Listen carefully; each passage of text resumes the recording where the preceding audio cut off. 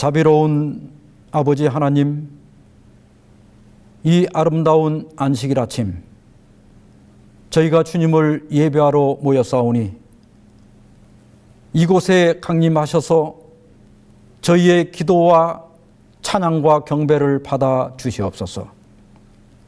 오늘도 저희가 주의 말씀을 기다리오니 주여 우리에게 말씀해 주셔서 이 말씀이 어둡고 어지러운 세상에서 우리 발에 등불이 되게 해 주시옵소서.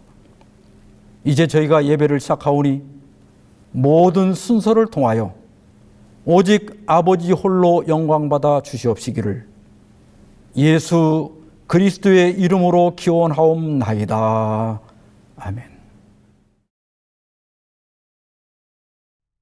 교동문 831장 인도와 보호.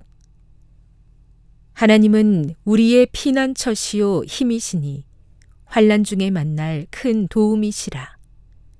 그러므로 땅이 변하든지 산이 흔들려 바다 가운데 빠지든지 바닷물이 솟아나고 뛰놀든지 그것이 넘침으로 산이 흔들릴지라도 우리는 두려워하지 아니하리로다. 만군의 여호와께서 우리와 함께 하시니 야곱의 하나님은 우리의 피난처시로다. 그가 땅끝까지 전쟁을 쉬게 하시며 활을 꺾고 창을 끊으며 수레를 불사르시는도다. 이르시기를 너희는 가만히 있어 내가 하나님 됨을 알지어다. 내가 문 나라 중에서 높임을 받으리라. 내가 세계 중에서 높임을 받으리라 하시도다. 만군의 여호와께서 우리와 함께 하시니 야곱의 하나님은 우리의 피난처시로다.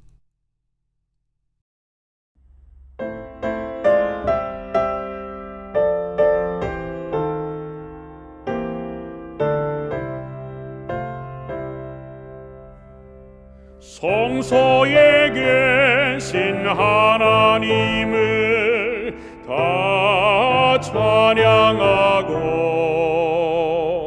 권능의 궁창 거기서도 주를 높이라. 나팔을 불고 비파를 뜯어 찬양해.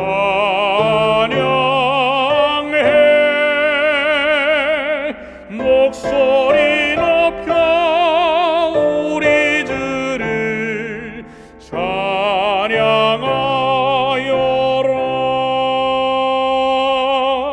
지극히 크신 하나님을 다 찬양하고 능하신 업적 바라보고 주를 높이라. 수금을 타고 소고를 쳐서 찬양해.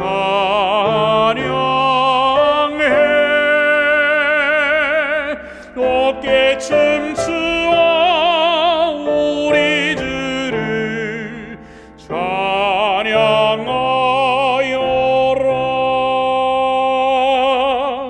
생명을 주신 하나님을 다 찬양하고 지으신 만물 가운데서 주를 높이라. 둥소를 불고 재금을 울려 찬양해. 손뼉을 쳐서 우리 주를 찬양하여라.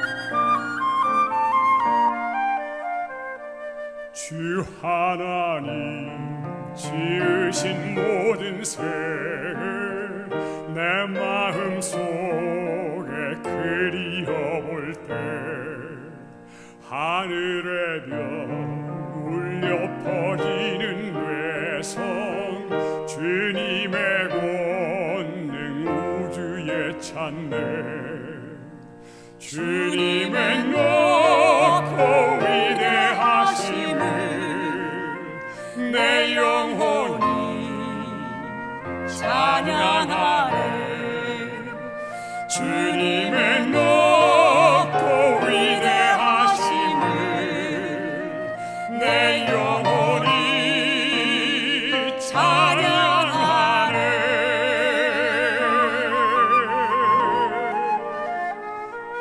숲속이나 푸르른 깊은 산에 지적 위린 저 새소리들과 고요하게 흐르는 시냇 물이 주님의 솜씨 노래하도다 주님의 높고 위대하심을 내 영혼이 찬양하네 주님의 높고 위대하심을 내 영혼이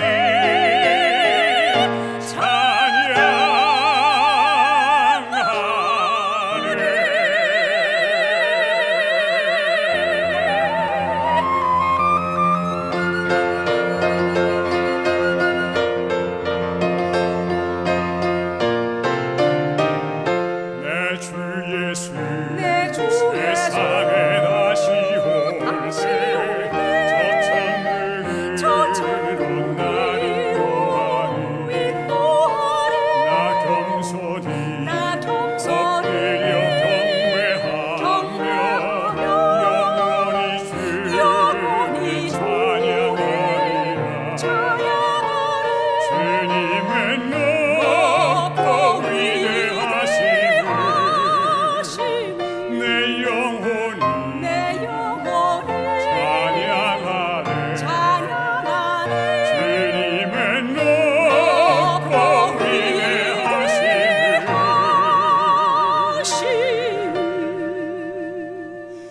내 영혼이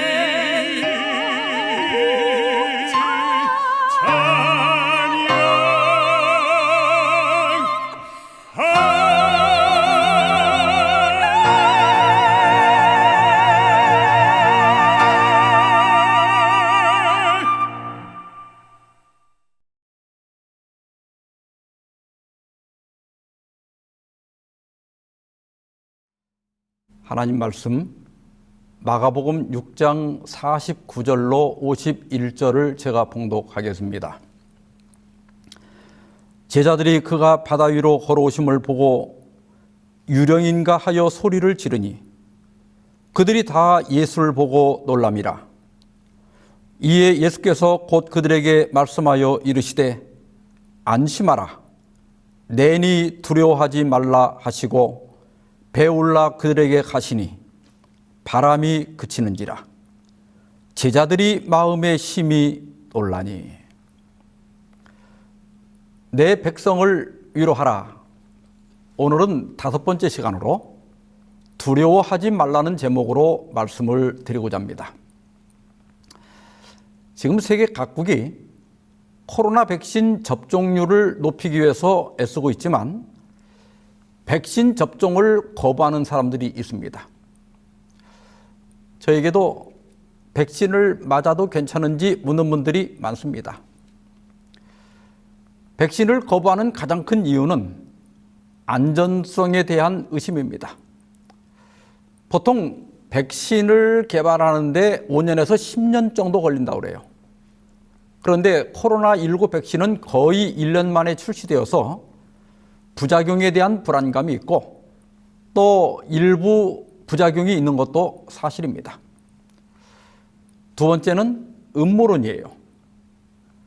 음모론 중에 코로나 백신에 마이크로칩이나 나노칩을 넣어서 위치를 추적하고 또 사람들의 마음을 통제하려 한다는 주장도 있고, 또 기독교계 안에서는 백신을 맞으면 사탄의 지배를 받게 된다는 주장도 있습니다. 그런데 백신에 그런 칩이 들어있지도 않을 뿐더러 서로 칩을 집어넣는다 하더라도 송수신을 하려면, 이게 송신과 수신을 하려면 전기가 있어야 하는데 현재 기술로는 불가능합니다. 또 그런 방식으로 사람의 마음을 통제할 수도 없습니다. 그리고 메신저 RNA라고 하는 그걸로 만든 이 화이자나 모더나 백신을 맞으면 유전자가 변한다는 괴담도 있습니다. 여러분, 그 백신의 RNA는 사람의 DNA가 있는 세포 핵의 그 밖에 있는 세포질에서만 작용을 하기 때문에 사람의 유전자 정보를 바꿀 수 없다고 알려져 있습니다. 세 번째는 백신을 맞은 사람도 코로나에 걸리는데 그걸 뭐하러 맞는가, 이렇게 생각하시는 분들도 계십니다. 그동안 보니까 정말 백신을 맞은 사람도 코로나에 걸리기는 합니다. 그런데 올 2월부터 8일까지 코로나 확진자 중에 1차만 맞은 사람은 7%, 2차까지 맞은 사람은 2%, 이 정도밖에 안 되고 백신을 맞지 않은 사람이 91%나 되는 것으로 나타나 있습니다. 그리고 코로나19로 사망한 환자의 98 내지 99%가 백신을 맞지 않은 사람들이라고 합니다. 그래서 백신을 맞거나 맞지 않거나 그건 본인이 선택할 문제라고 생각합니다. 특이 체질이거나 또 기저질환이 있어서 그 부작용을 염려해서 백신을 거부하는 것은 상식적으로 괜찮다고 생각합니다. 그러나 음모론이라든지 또 괴담 때문에 또 종교적 이유로 백신을 거부하는 것은 비이성적인 것입니다. 잘 생각해서 선택하시기 바랍니다. 그리고 네 번째는 조금 다른 경우인데 맞고 싶어도 못 맞는 사람들이 있어요. 바로 바늘 공포증을 가진 사람들입니다. 이런 사람들은 주사 바늘만 봐도 숨이 가빠지고 심하면 발작까지 일으키기 때문에 이러지도 못하고 저러지도 못하고 있다고 합니다. 근데 여러분, 이 모든 생각이나 반응들의 배후에는 두려움이 자리하고 있는 것입니다. 심리학자들에 의하면 현대인들이 느끼는 두려움의 종류가 645가지라고 그래요. 엄청나게 많죠. 그런데 전 세계적으로 가장 흔한 10대 공포증이 있는데 1위가 뱀 공포증, 2위가 거미 공포증, 3위가 사회 공포증. 이 사회 공포증은 여러 사람 앞에서 말을 하거나 낯선 사람을 만나면 심한 공포를 느끼는 겁니다. 4위가 광장 공포증, 5위 고소 공포증, 6위 어둠 공포증, 7위 악천후 공포증, 8위 비행기 공포증, 9위 개 공포증, 10위 치과 공포증입니다. 이 외에도 깃털로 간지럼을 태우는 것을 두려워하는 간지럼 공포증도 있고, 아름다운 여성을 두려워하는 비너스 공포증도 있다고 합니다.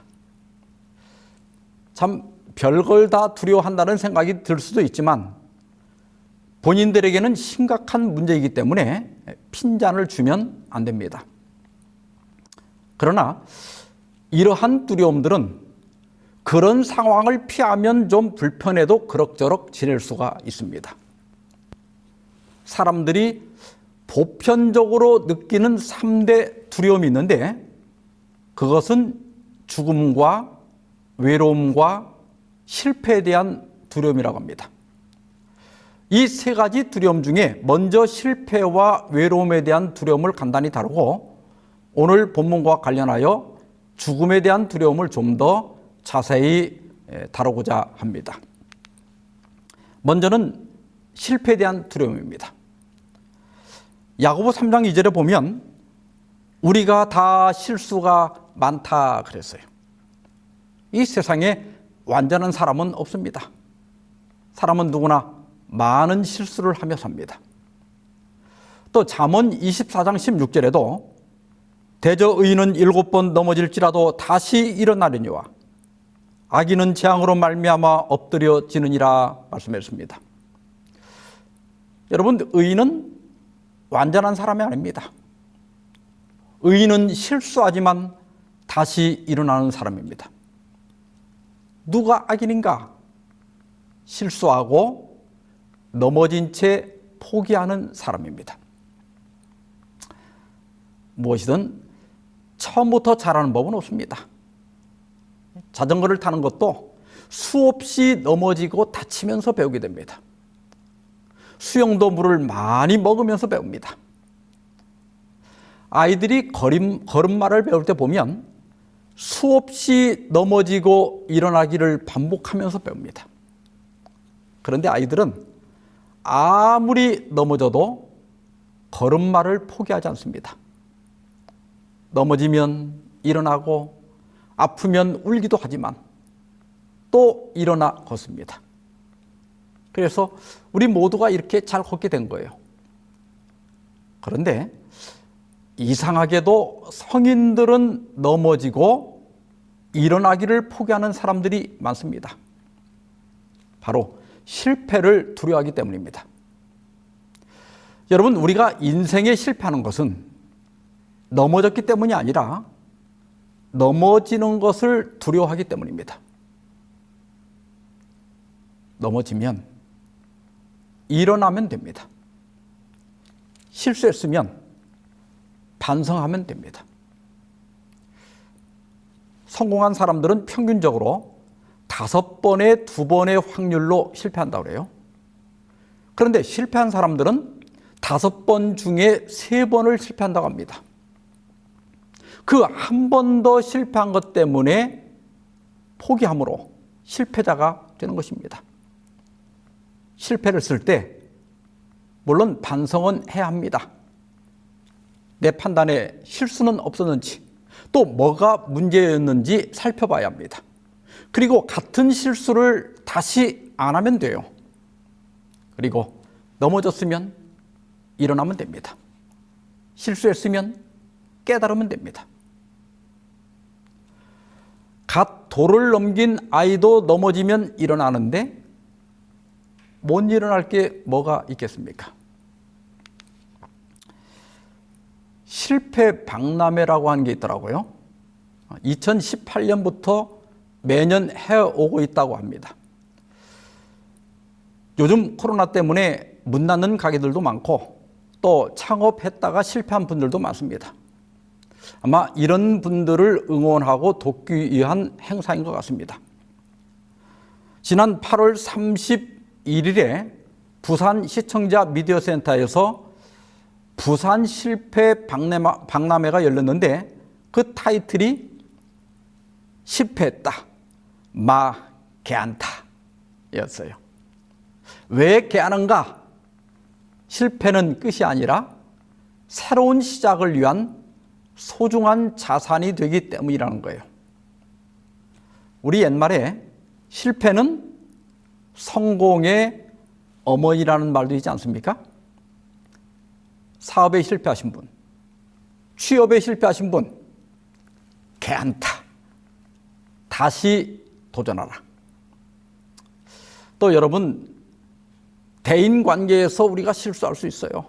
또 신앙생활에서 넘어진 분들 있습니다. 개안타, 툭툭 털고 다시 시작하시기 바랍니다. 우리에게는 아주 든든한 멘토가 계십니다. 이사야 41장 10절에 보면 두려워하지 말라, 내가 너와 함께 함이라. 놀라지 말라, 나는 내 하나님이 됨이라. 내가 너를 굳세게 하리라. 참으로 너를 도와주리라. 참으로 나의 의로운 오른손으로 너를 붙들리라.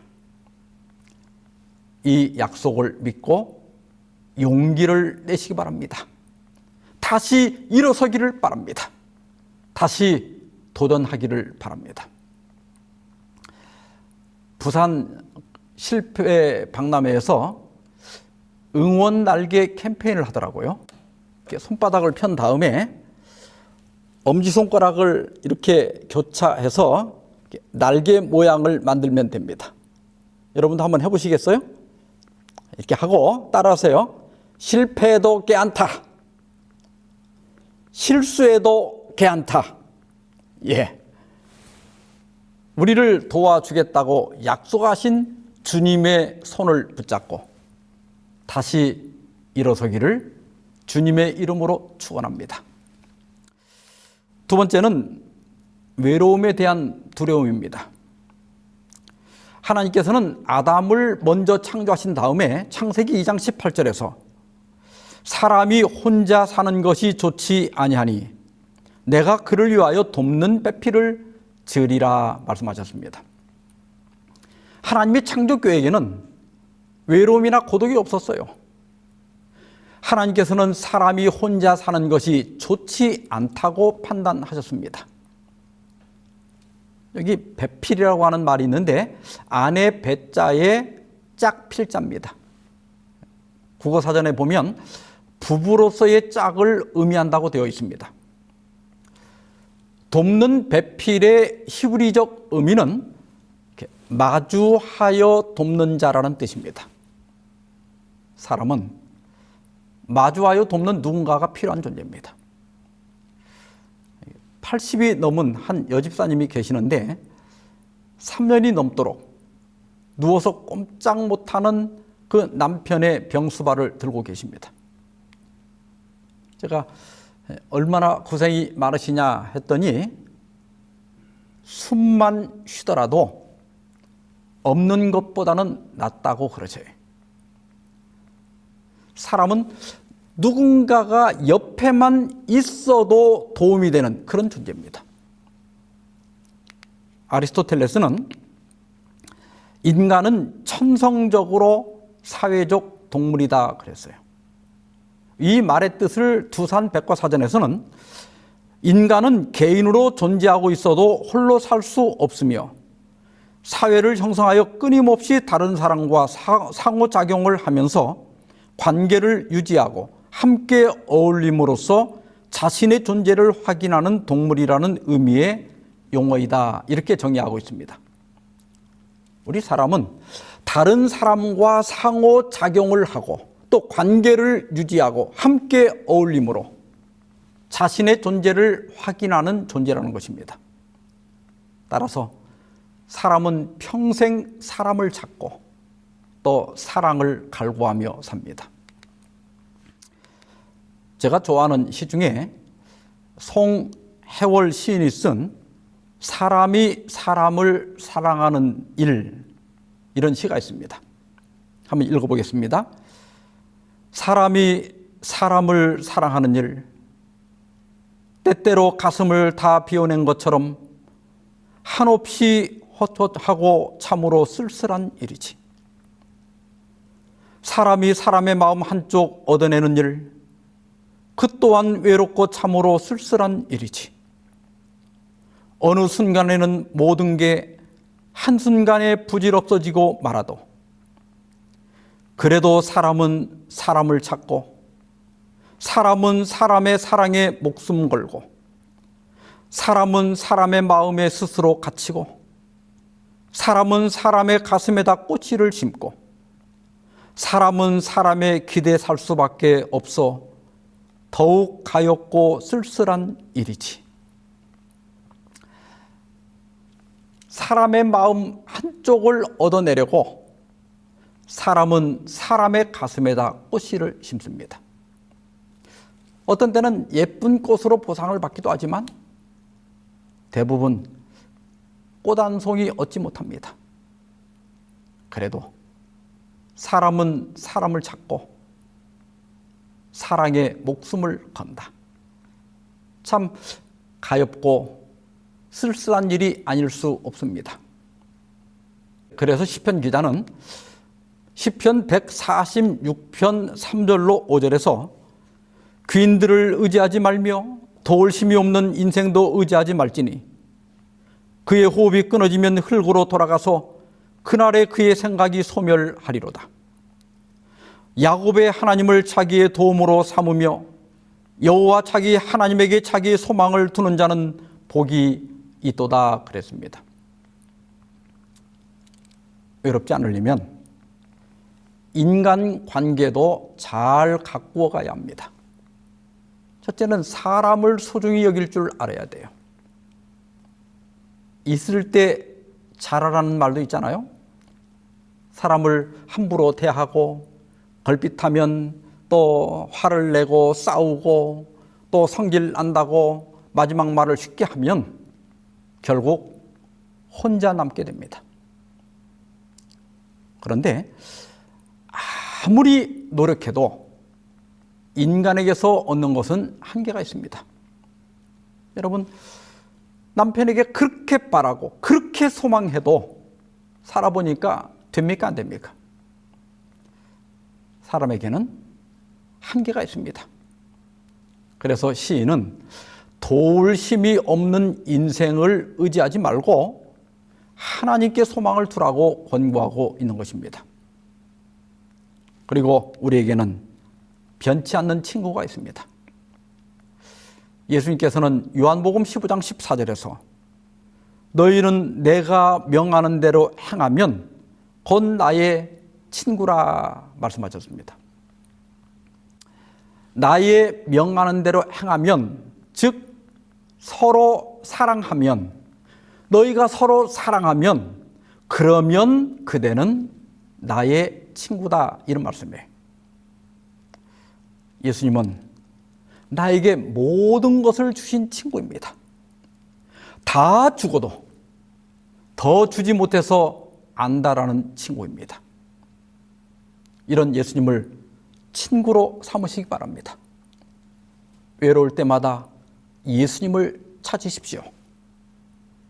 그분은 단 한 번도 자기를 찾는 사람들을 빈손으로 돌려보낸 일이 없으십니다. 그리고 세 번째는 죽음에 대한 두려움입니다. 죽음은 생명을 가진 모든 생명체가 느끼는 가장 원초적이고 본능적인 두려움입니다. 오늘 본능의 배경은 여러분들이 화면에서 보시는 지도에서 벳세다 동편, 빨간 원으로 사라고 표시된 곳, 거기가 엘바티아라고 하는 평야인데 여기서 시작됩니다. 여기서 예수께서는 늦은 오후에 보리떡 5개와 물고기 2마리로 5,000명을 먹이셨습니다. 흥분한 제자들과 군중들이 예수님을 왕으로 옹립하려고 하자 예수께서는 단호히 거절하시고 제자들에게 가버나움으로 건너가라고 명령하셨습니다. 다시 지도를 보면 4번 엘바티아에서 배를 타고 왼쪽으로 5.5km 정도만 가면 가버나움에 도착합니다. 배로 1시간이면 충분히 갈 수 있어요. 그런데 예수께서 물 위를 걸어서 제자들에게 오신 그 시간이 밤 사경쯤이라고 했습니다. 사경이면 새벽 3시에서 6시 사이니까 제자들은 1시간이면 갈 수 있는 곳을 8시간이 지나도록 도착하지 못하고 있었습니다. 그 이유는 역풍을 만났기 때문입니다. 마태복음에서는 바람이 거스림으로 물결로 말미암아 고난을 당하더라 그랬고, 마가복음에서는 바람이 거스름으로 힘겹게 노를 젓고 있었다고 했습니다. 역풍과 밀려오는 파도 때문에 배가 앞으로 나가지 못하고 지도 5번에서 보는 것처럼 엉뚱한 곳으로 돌아가고 있었던 것입니다. 우리의 삶에도 역풍이 불어와 우리를 전혀 원치 않는 곳으로 데려갈 때가 있습니다. 건강이 무너지고 사업이 실패하고 친구도 때로는 가족도 내 곁을 떠날 때가 있습니다. 또 갑작스러운 사고로 죽음의 위협을 받을 때도 있습니다. 혹 여러분 중에 이런 형편 가운데 계신 분이 있습니까?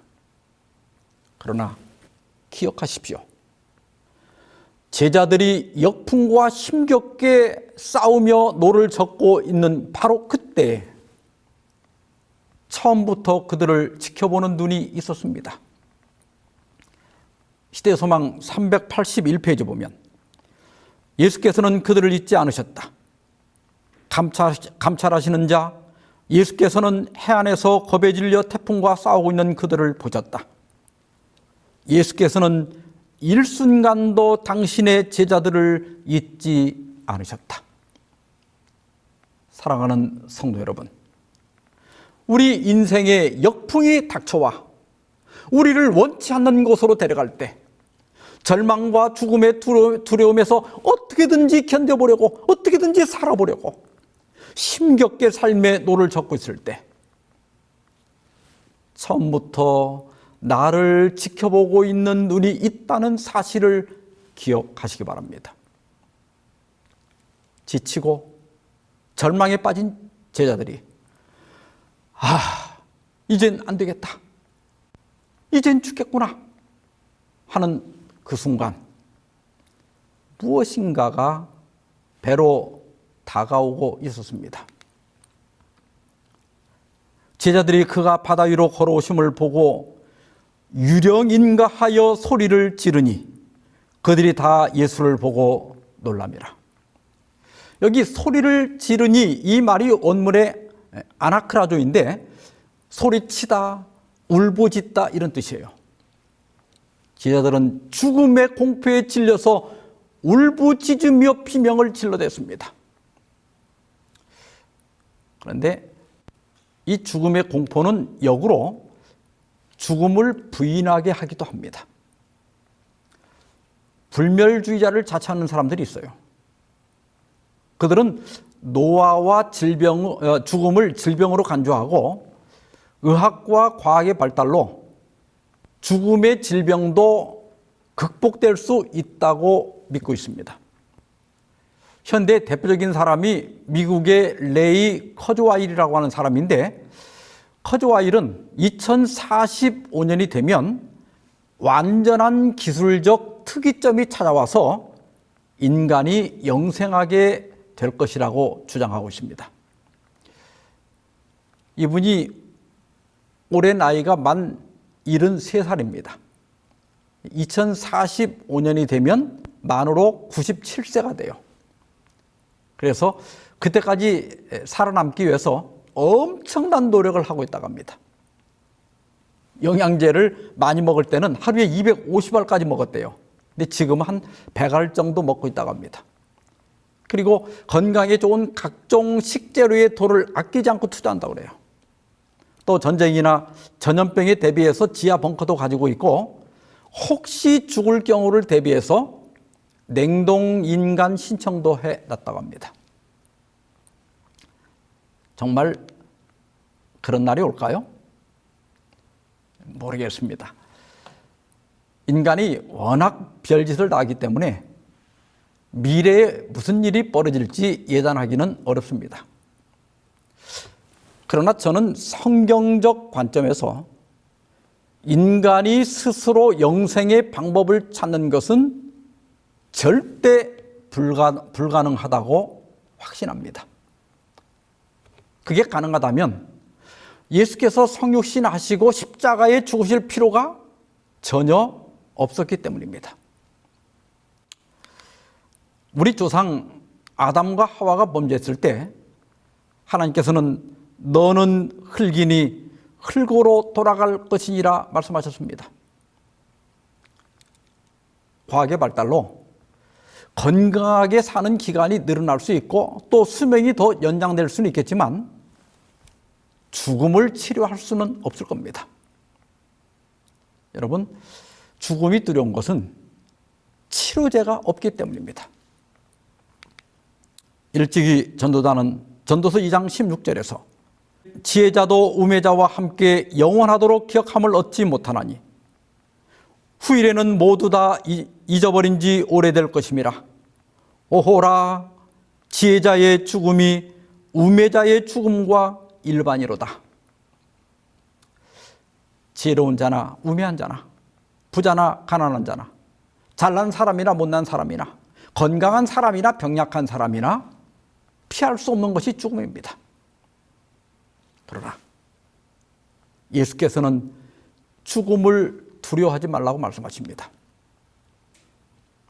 이에 예수께서 곧 그들에게 말씀하여 이르시되 안심하라, 내니 두려워하지 말라 하시고, 안심하라, 내니 두려워 말라. 이 얼마나 마음 든든한 말씀입니까?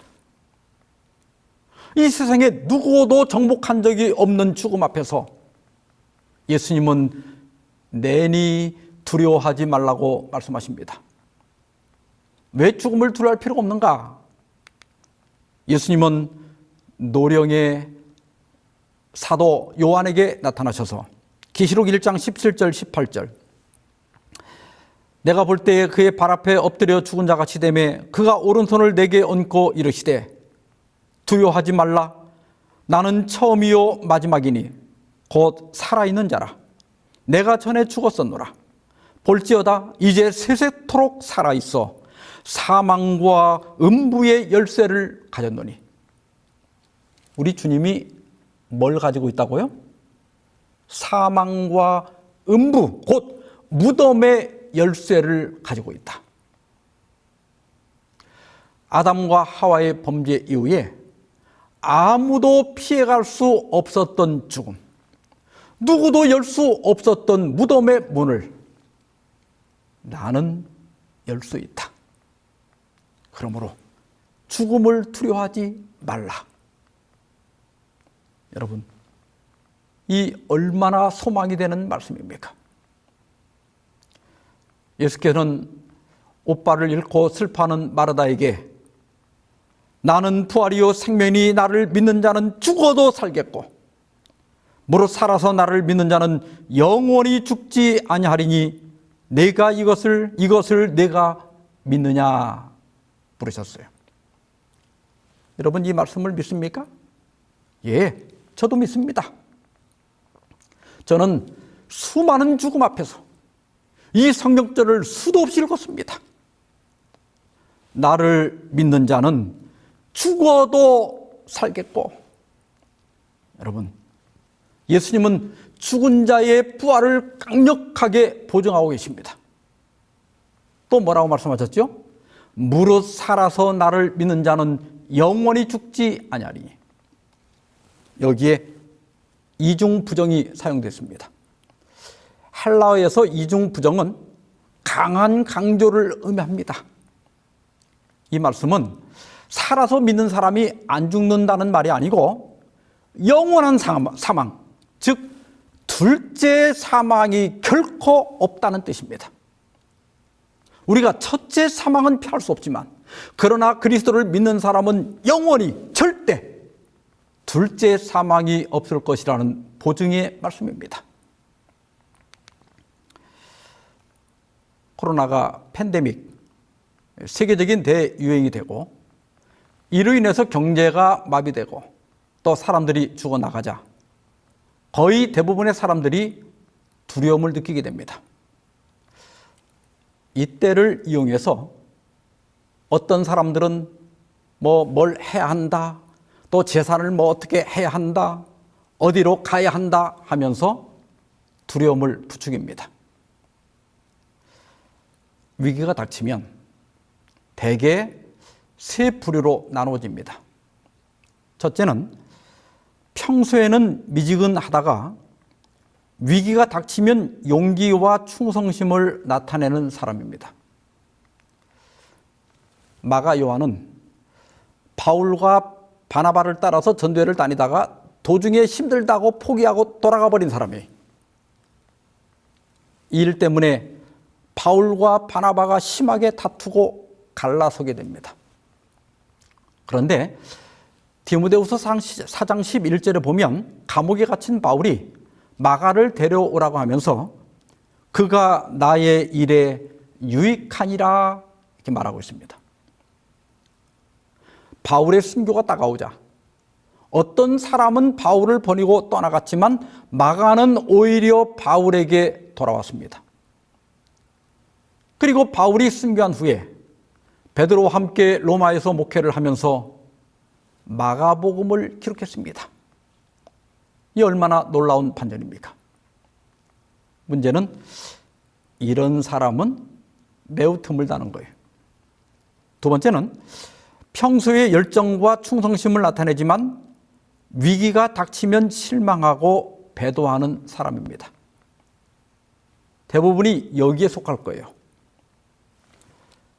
디모데후서 4장 10절에 아주 슬픈 기록이 있습니다. 데마는 이 세상을 사랑하여 나를 버리고 데살로니가로 갔고, 지금은 나도 나를 잘 모릅니다. 위기가 닥쳐봐야 진정한 나의 모습이 나타납니다. 일제 때 교회가 해산될 때도 그랬고, 또 앞으로 교회의 위기가 닥치면 많은 사람들이 이 배도에 가담할 겁니다. 그래서 지금 똑바로 제대로 믿어야 합니다. 세 번째는 평소에 열정과 충성심을 나타내며 위기가 닥쳐도 여전하거나 더 분발하는 사람입니다. 다니엘 6장 10절에 보면 다니엘이 이 조세의 왕의 도장이 찍힌 것을 알고도 자기 집에 돌아가서는 윗방에 올라가 예루살렘으로 향한 창문을 열고 전에 하던 대로 하루 3번씩 무릎을 꿇고 기도하며 그의 하나님께 감사하였더라 그랬어요. 한 달간 왕 외에 어떤 신이나 사람에게 기도하지 말라는 금령이 발표됐습니다. 어떻게 생각하면 한 달만 잘 참으면 돼요. 아니면 문을 닫고 몰래 해도 됩니다.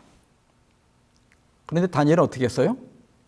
평소 하던 대로 예루살렘으로 향한 창문을 열고 하루에 3번씩 무릎을 꿇고 기도했습니다.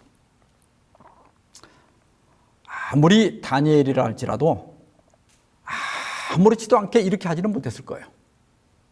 다니엘도 위험한 것을 알았고 아마 두려움도 느꼈을 거예요. 그러나 다니엘은 하나님과의 관계가 끊어지는 것이 사자굴에 들어가는 것보다 더 위험하다는 것을 알았기 때문에 기도를 멈출 수가 없었던 것입니다. 지금 여러 징조를 볼 때 말세인 것은 분명합니다. 그런데 우리는 구원받고 또 영생을 얻었다고 고백해 오지 않았습니까? 그런데 왜 이렇게 허둥대며, 왜 이렇게 도망갈 곳을 찾으며, 왜 이렇게 두려워하십니까? 여러분, 두려움은 어디서 옵니까?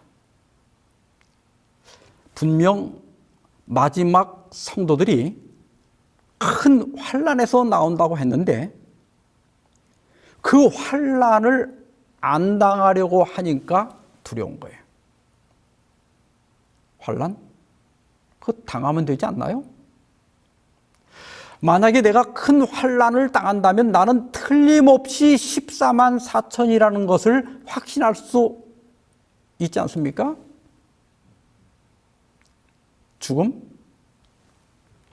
죽으면 되잖아요. 안 죽으려고 하니까 죽음이 두렵지, 그냥 죽으려고 하면 뭐가 두려울 게 있겠어요?